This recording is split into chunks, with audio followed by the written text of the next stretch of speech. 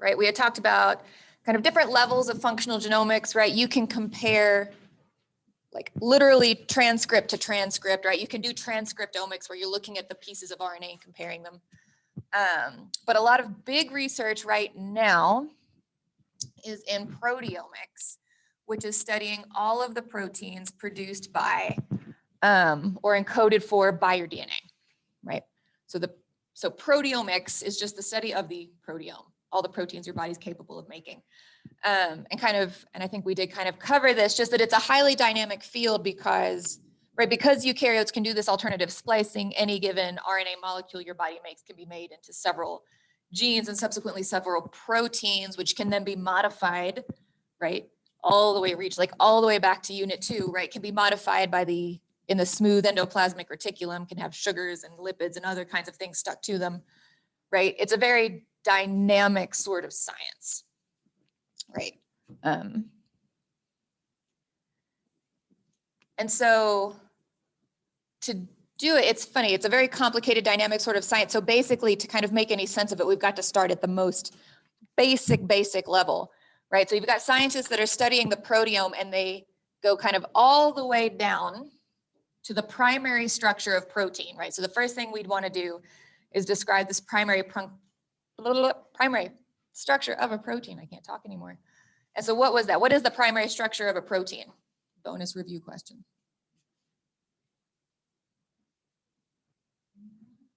Yeah, it's the amino acid sequence. Absolutely, right? Primary structure is the amino acid sequence.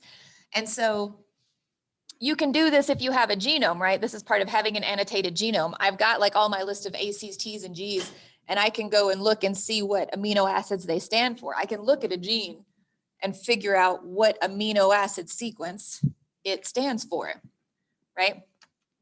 And then from there, right, because amino acids are just a bunch of little chemical compounds all popped together in a chain, and they're going to interact and fold up and make some kind of a protein, right?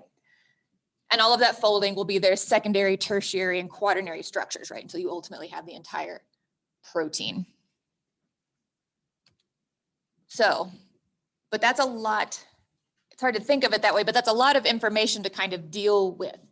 And so bioinformatics comes back in, right? This kind of computational end of biology, right? So bioinformatics gives us a few tools, right? As our computational power kind of ability increases, right? So we can look at DNA sequence, we can determine amino acid sequence or kind of the protein primary structure sequence, compare it to new proteins that we found, right? So I've got like some known protein, right? Some polymerase we've seen before. I've got some new protein that looks similar and some chain of amino acids. And now we can use computers that can kind of look at all of the chemical and molecular components of that amino acid chain and predict how it's going to fold, right? So I can look at my genome, I can kind of translate it into some amino acid sequence, and then a computer can tell me how that amino acid chain is going to fold, and so what the protein it makes will look like. Now, the thing, of course, that it's still going to miss are any of those kind of post-translational modifications, right? Proteins that get kind of directed into like the smooth ER, right? And have a bunch of other things stuck to them. The computer can't know that yet, right? But we can kind of take genes that code for proteins that we know less about, and computers can then kind of model and predict what the proteins are going to look like, right? And then we kind of bring this class all the way back, right, to kind of where we started in unit 1, this idea that structure kind of points towards function. So I can look at proteins that I know, I can model proteins that we don't know anything about, I can look at the structure of them and start to determine what kind of things those proteins would do inside a cell, inside a person, right? And so this is kind of a really big kind of new area of research as our computers get better at doing this sort of stuff, honestly. All right, so all that stuff. We've got all of these different kinds of like texts and fields and things we can do. So this section, we've got like 2 sections left. No, just 1. It's just in 2 parts. There we go. So we're going to talk about some applications of genomics, right? So I said kind of chapter 18 mirrors the way that chapter 17 was laid out, right? We picked up some new processes, right? And then we're going to talk about the way these processes get applied, right? Some things we can do with them. Now, the way this chapter ends, right? Because the way that this technology is advancing and the things that we are now capable of doing are starting to have been raising a lot of kind of ethical and moral questions, right? There's a lot of social issues tied up in a lot of the things that we are becoming able to do. And not that those things aren't beneficial, but again, kind of like with a lot of the biotech applications we were talking about, it's just a lot of conversations are going to have to happen, right? Among those doing the research and the people, us, being affected by these different kind of advances in research, right? And so you'll kind of continually basically be hearing about these things in the news, various debates and policy kind of things going on. So one kind of advance that happened in genomics, we created the first synthetic cell, which is not superficially maybe the most exciting thing, but it's pretty cool. So we started simple, right? You always start with prokaryotes. They've got the least stuff going on. So we found the smallest free living bacteria and we synthesized, right? Synthetically recreated the genome, right? We can make strands of DNA and RNA and all that kind of stuff. So this is a thing we can do. We can synthetically produce a genome that would match what would be in one of these cells. And so what they then did is they took one of these bacterial cells, went into the nucleus, removed its genome, inserted a synthetic genome that we had made, and that cell with the inserted synthetic genome was able to survive and grow, right? So we have created functional, dividing, functionally completely synthetic cells, right? Because then we've created a working genome that can then do all of the things that any cell is doing, right? So that's cool. It's a thing we can do, right? Of course, as with all of this stuff, there's a lot of medical and forensic sorts of applications, right? Talk about a lot of things people hear about, like genetic screenings. We've talked about all of these ways, like in cancer, where we've got all of these potential mutations or genes that can indicate maybe that somebody is more likely to get cancer or may already have kind of the beginnings of some sort of cancer. This goes for a lot of genetic diseases, disorders, or abnormalities. And so we can identify those, right? We can sequence someone's genome or portions of their genome and determine, right? Are they likely to have condition X, right? Are they likely to pass it on? It gets used a lot in forensics, right? We've got that fingerprinting thing using those little kind of short tandem repeats, but we can also kind of do more broad genetic sequencing and identify victims from remains. This was a big thing in 9/11 where there was a huge loss of life, and for lack of a nicer description, people were recovered in variable conditions and they were not identifiable, but we were able to use genetic or genomic sequencing, right, to identify those people and determine who was in the building, right?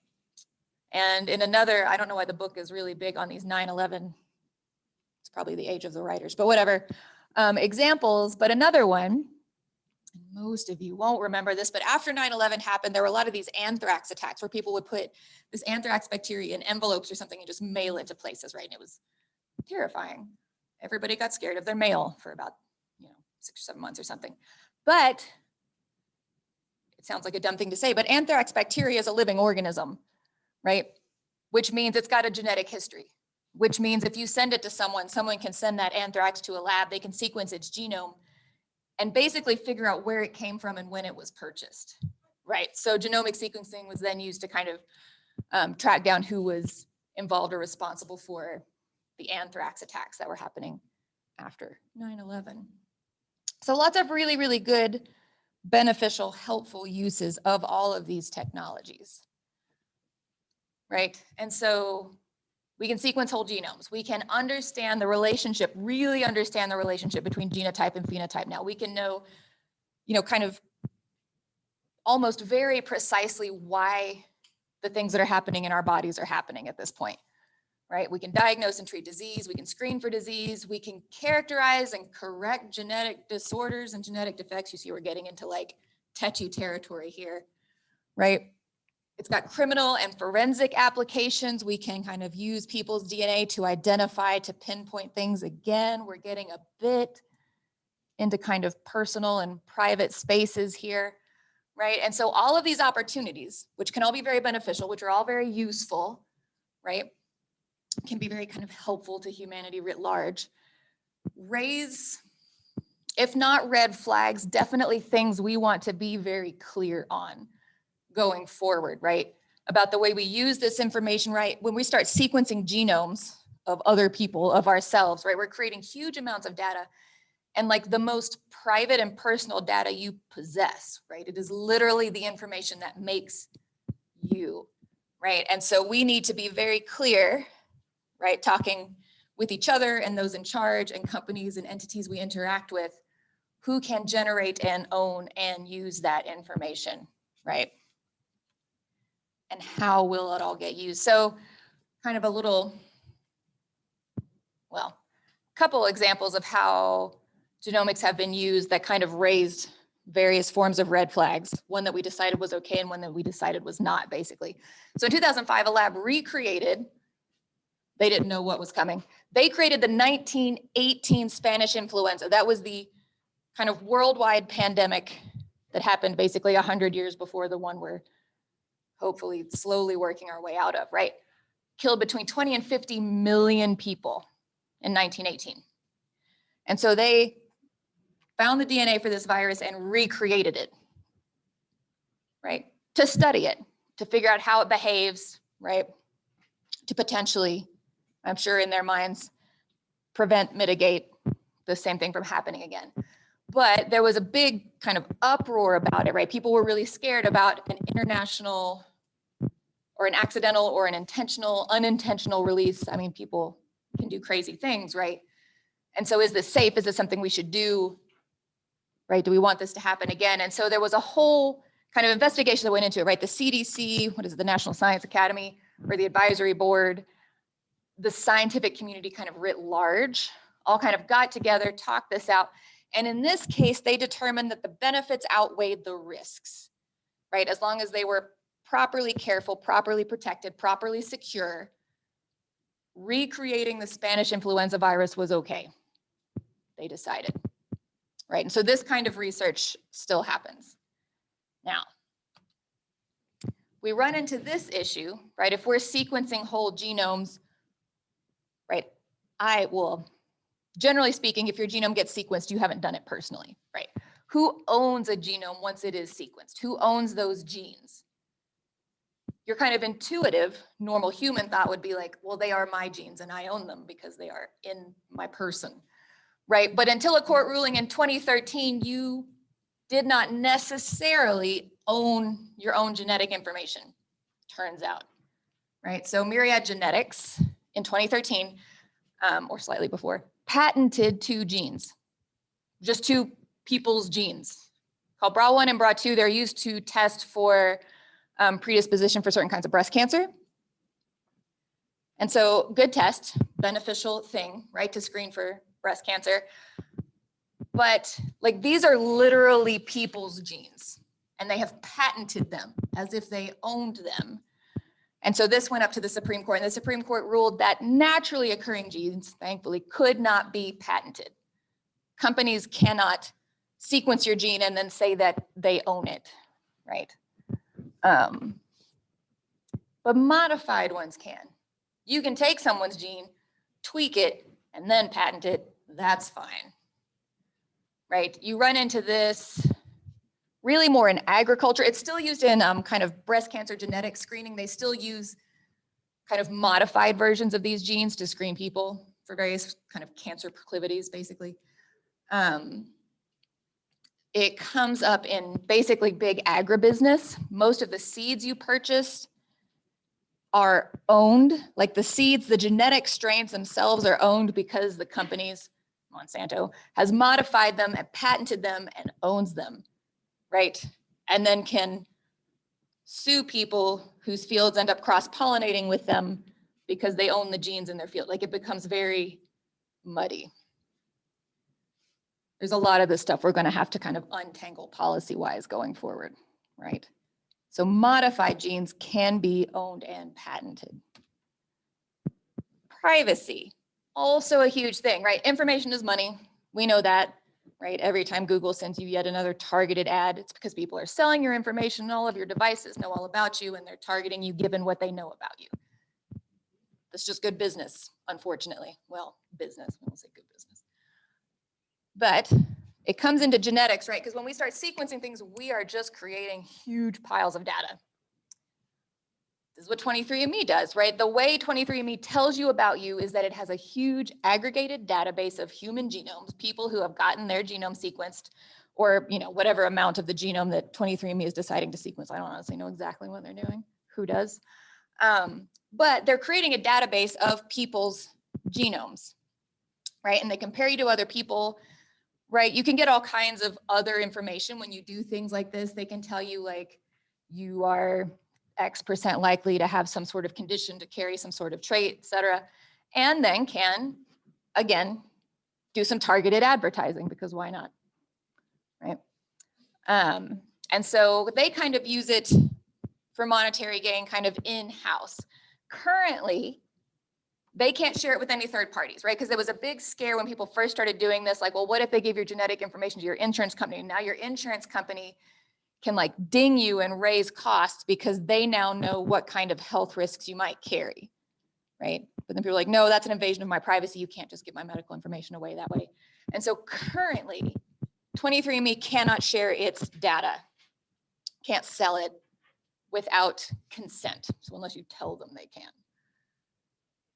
But the policy isn't necessarily kind of well established in this point. So there's kind of this ongoing fear that eventually, for any number of reasons, who knows, 23andMe gets bought, they decide they want to change kind of how they do business, that at some point, all of that data they're holding will become less secure, right? Or will become publicly available depending on, kind of what goes on with this private company, right? So there's this whole kind of privacy component to this sort of thing. And that beautiful, bright, shining light of a thought is the end of chapter 18. So normally there'll be chapter 24, which would talk about kind of genomic diversity and horizontal gene transfer and the diversity of life. That would kind of lighten the end of the class. But this is where we're going to stop for now. Which I find, it's all interesting. It's just not the most kind of bright and sunny note to stop on. Actually, I'll leave that off for now. So that is the end of the material for the class. All right. You now have, right, 15, 17, and 18. So we have like half the class left. So we've got some time to do a bit of review.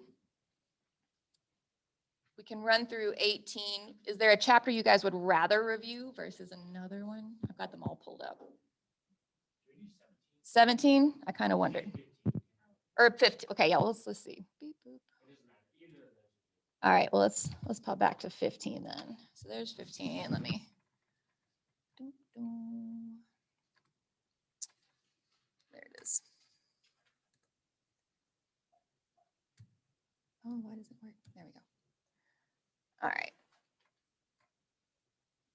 So chapter 15. So yeah. So right, the way this unit breaks down, chapter 15 went through, like, picked up where we left off with unit 4. We went through translation, right? How genes basically become proteins. And then 17 and 18 were much more kind of applied and practical. So I feel like the more technical stuff is in 15. So yeah, we'll kind of take a walk through this one. So here's where we very beginning started this whole section. What is the one gene, one polypeptide hypothesis?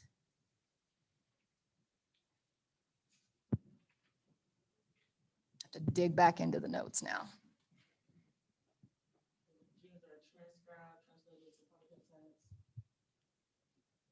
Right. So it's that, yeah. So genes are transcribed into polypeptides. Specifically that, right, like each gene gets made into mRNA, and that gene codes for a single polypeptide, right? A single amino acid strand, right? It was initially the one gene, one enzyme hypothesis, but occasionally enzymes are made of multiple polypeptides, so it got a little convoluted. So one gene, one polypeptide means each gene can be translated into one polypeptide, right? Or protein of some form. All right, and then we moved on to the central dogma of molecular biology. What was that? So what is it? What does central dogma of biology state? It states the information in the cell from DNA, RNA, protein. Right, information in the cell moves from DNA to RNA to protein. All right, what is transcription?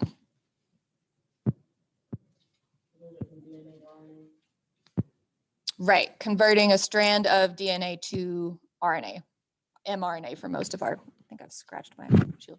Oops. Okay, so we talked about transcription, and then we just started talking about kind of the genetic code broadly, right? Like how it works. So what is the genetic code? If we just say the genetic code, what do we mean? It's kind of an amorphous question, but I'll just put it out there. Right, yeah, right. It's your DNA, right? It's the way your DNA codes for amino acids. How does your DNA specify amino acids? Like how does the language of your DNA work?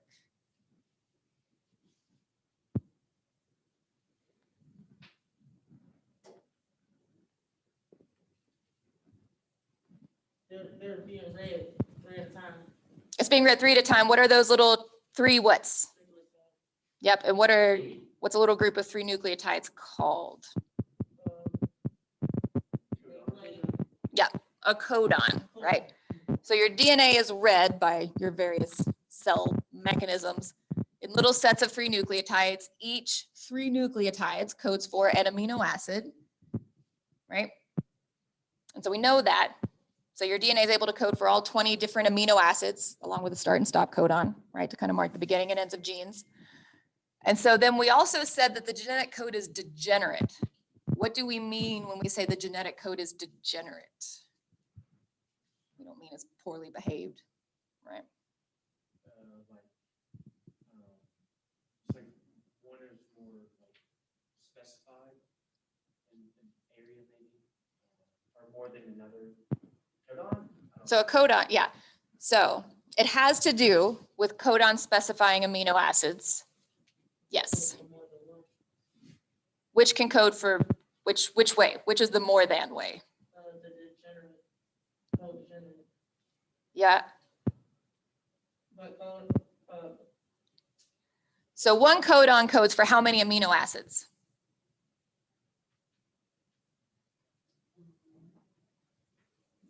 So one little 3-letter codon can represent how many different amino acids?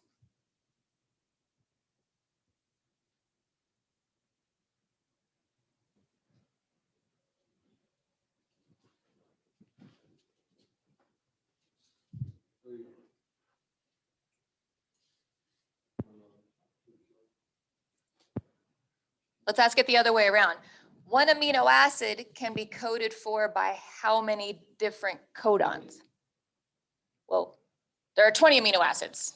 That is a number that we said. So just any more than 20. Zoom, where are you, Zoom? More than one. More than one what? Codon. Can code for? More than one amino acid. Codons code for all 20 amino acids as well as stop codon, start codon. Okay, yes, true. And so every single codon codes for how many amino acids? One, only one. But each amino acid can be coded for by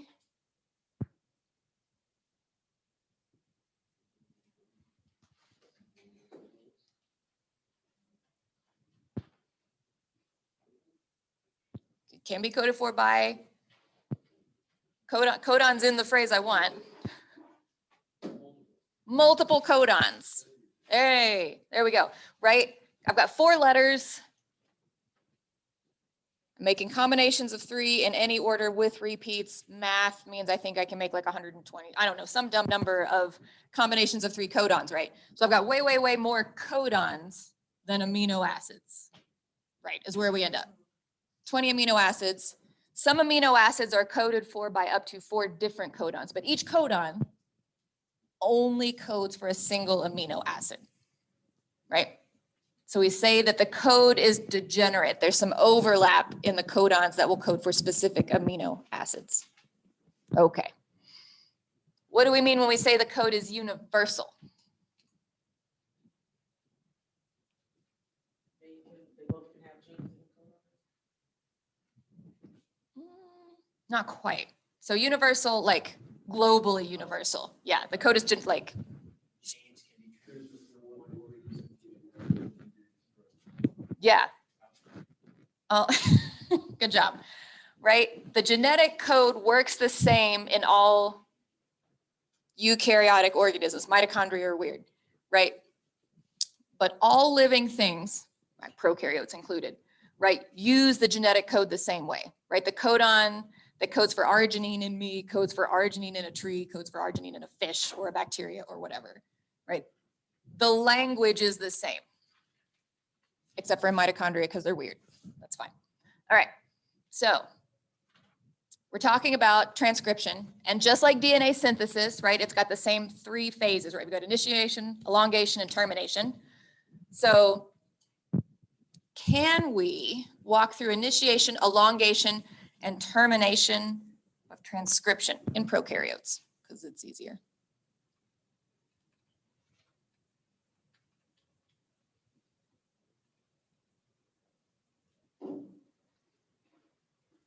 Okay, so transcription in prokaryotes, you guys can be mad at the Zoom folks who are looking at the answers now, requires 3 things. Prokaryotic transcription requires 3 things.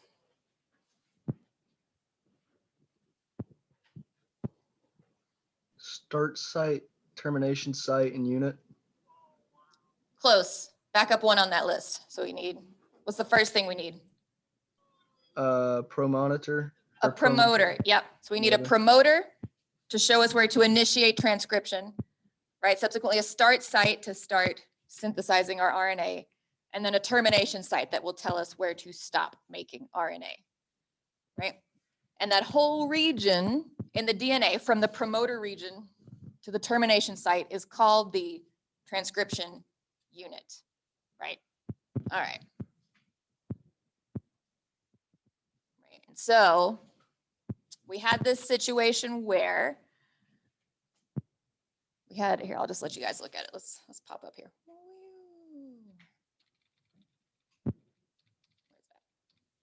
There she is. Let's go this one. No, let's back up 1.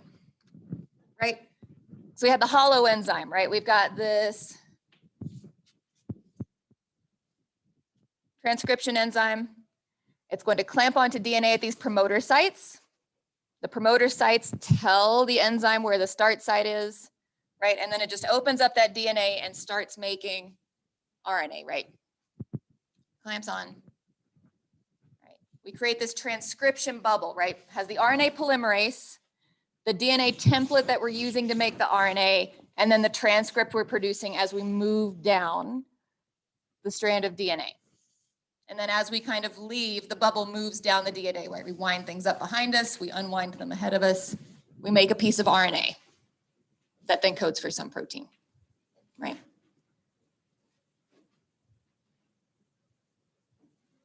And then to end, right, we'll hit a stop codon, we'll hit some place where the gene ends, right? And then there's various methods. You don't have to worry so much about specific methods of termination, but that the transcription will terminate when you get to the end of the gene, right? All right. What is unique about prokaryotic transcription and translation? Okay, non-coded and non-encoded, they had, I think that's what I wrote down, they have, Not yet. no, eukaryotic. Yeah, that's a eukaryotic thing. What's unique about prokaryotic transcription and translation together? Encoded in. Yeah, well, that's part of it. It's part of it. So what about, so transcription and translation specifically? Oh, with that, Yeah, I think, yeah. In prokaryotes, transcription and translation are coupled. Yep, they happen at the same time, right? The polymerase is moving down the DNA, and as the RNA comes away from the polymerase, a ribosome is grabbing onto it and making a protein, all at the same time. Because genes in prokaryotes are collinear. They're all together, they're all in order, so the ribosome can just pop onto that RNA and start making protein right away. It's ready to go kind of out the gate. All right. How does eukaryotic transcription differ from prokaryotic transcription? There's a couple of things. One is expressing, it's not. Eukaryotic transcription versus prokaryotic transcription. Yep. So prokaryotes had 1 RNA polymerase. Eukaryotes have 3. Yep, there's 1. So let's see, this stuff is, let's get out of the weeds. The next kind of chunk actually kind of happens post-translational, right? Because what else is true about how to ask this? Is it the elongation thing? The elongation thing. Elongation. Oh, like the elongation complex? Yeah.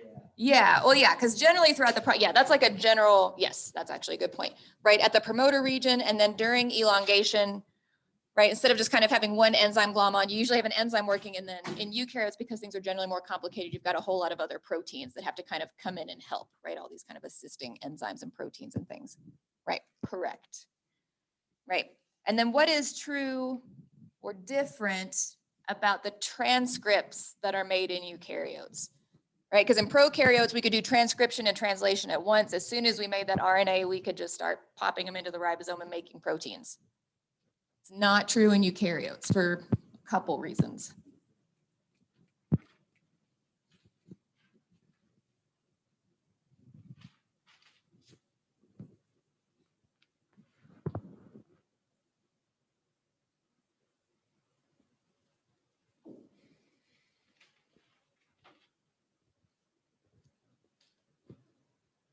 So we're making these little linear strands of RNA. RNA is not super stable.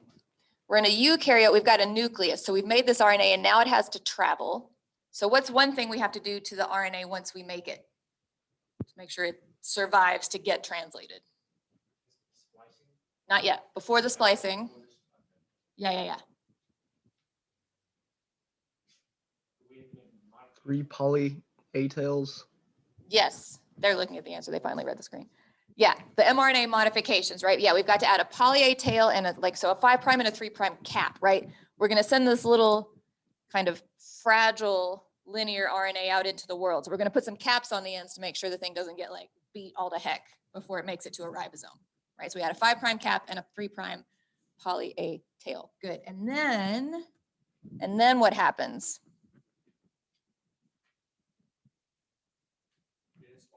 Then we have to splice it. Why do we have to splice it?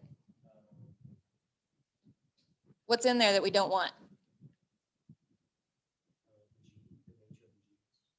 We want the gene. What do we not want?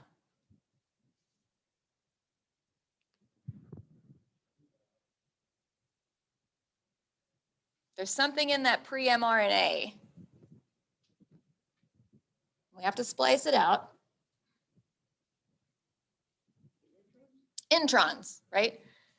Pre-mRNA is made of introns and exons. Exons get expressed, right? They're the pieces of the actual gene. We want them, but there are introns stuck in there, right? Remember we talked about that on Wednesday, like 45% of your genome are these introns that we just have to keep chopping out of stuff, right? So you form the spliceosome, right? Your little SNRPs come in, they find the introns, they loop it up, they cut out the introns, and then DNA ligase comes in and stitches it all back together, right? So that you end up with a mature mRNA that now is just a nice collinear piece of mRNA. It's got its caps on and it codes for some protein, right? Completed eukaryotic transcription. What is translation?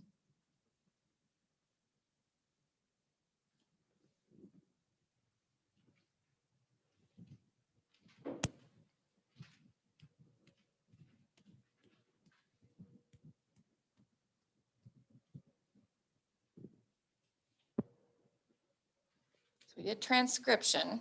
We transcribe DNA to RNA. Then we do translation, where we what? Wait, so translation happens after all this? Mm-hmm. Okay, so it happens after. Right?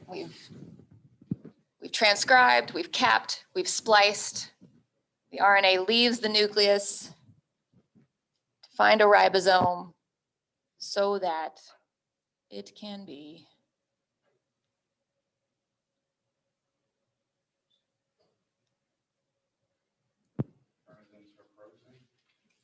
which is called translation. Fabulous. On it. We've got to translate the mRNA into a protein, right? All right. So there's a bunch of, not a bunch, there are some things that all kind of come together, right, to get this mRNA kind of read its instructions and make a protein using those instructions, right? tRNA and ribosomes. Okay, yeah, so I was asking, what is the tRNA and ribosome? So tRNA, where is it here? Almost. Where are you? There you are. There you go. So tRNA is transfer RNA, right? Remember we talked about ribosomal RNA, messenger RNA, transfer RNA. Ribosomal RNA gets folded up into a ribosome. Messenger RNA codes for a protein.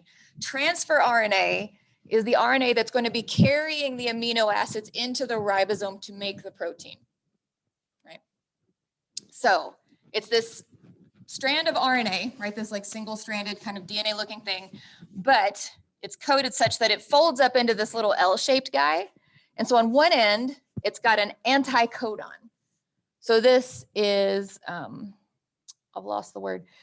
It codes for an amino acid, or it's complementary to an amino acid codon that will be in the mRNA. So it'll come in and match. Yep. So is that 3? Is that the cap? No, well, no, because the caps only get put on mRNA. Okay, Yeah. tRNA. Yeah, this one's going to fold up this end. Am I correct? Yeah.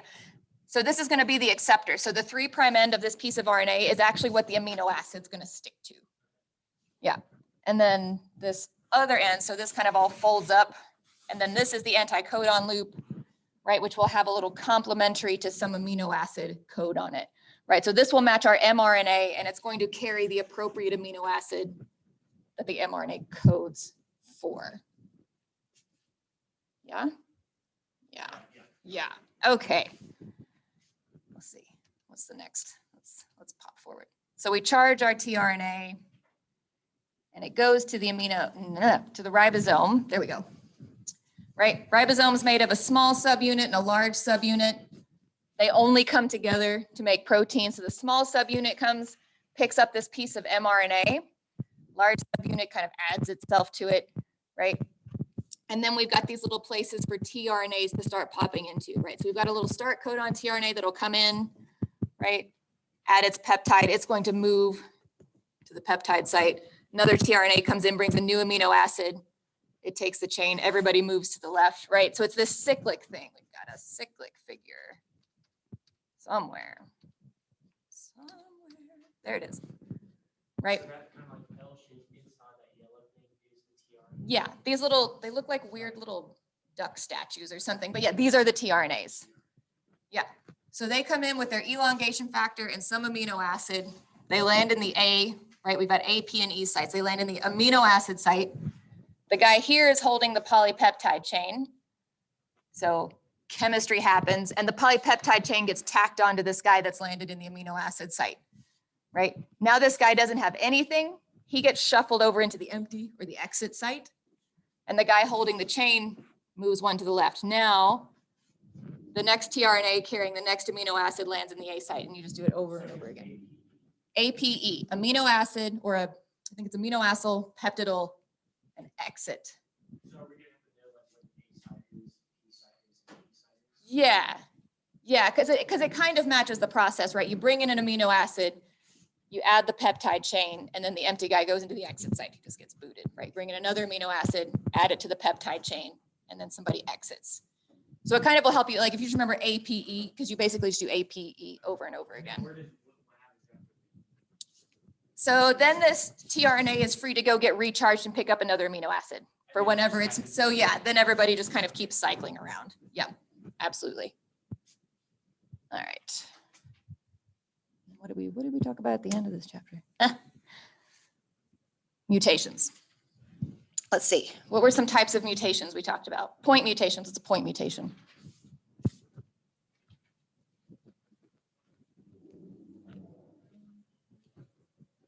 Frameshift was another one. What's a frameshift mutation?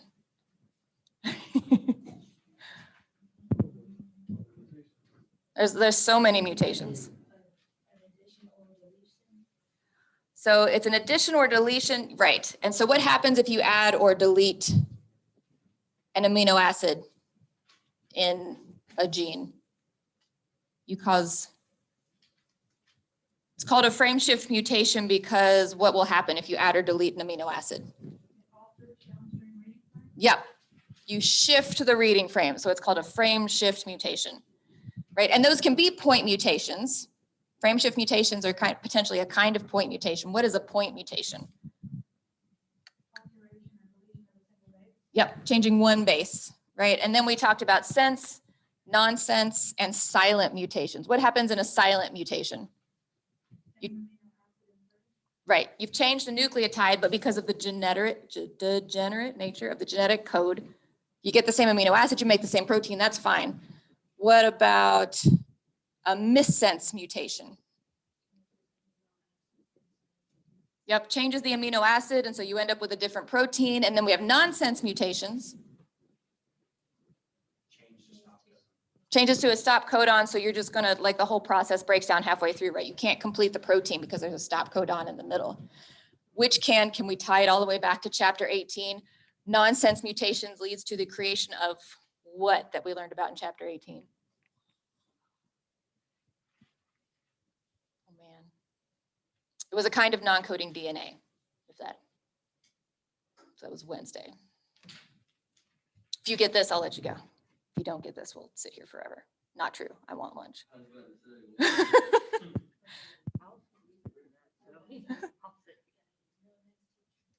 Right.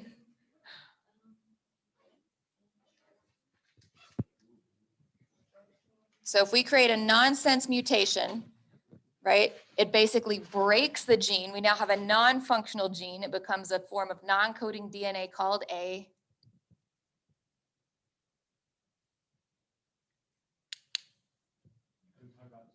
we talked about it Wednesday.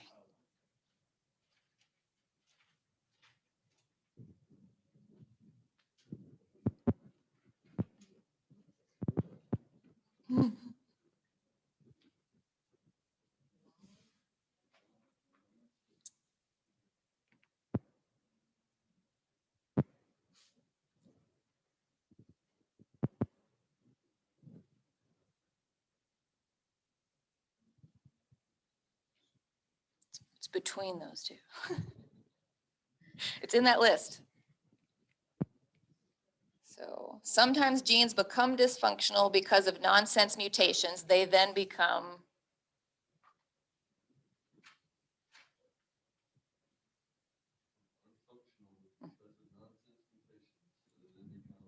a kind of non-coding DNA, right? Because they no longer work. Is it a PCR thing? Nope. It's in the list of non-coding DNA types. You've got a what? It's got 5 left.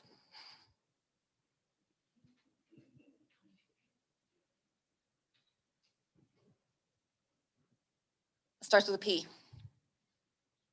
Pseudogenes, it's a pseudogene. Fantastic. Keep studying. Come to me with questions. I will see you Monday for the test. We got to go before McDaniel kicks us out. I know.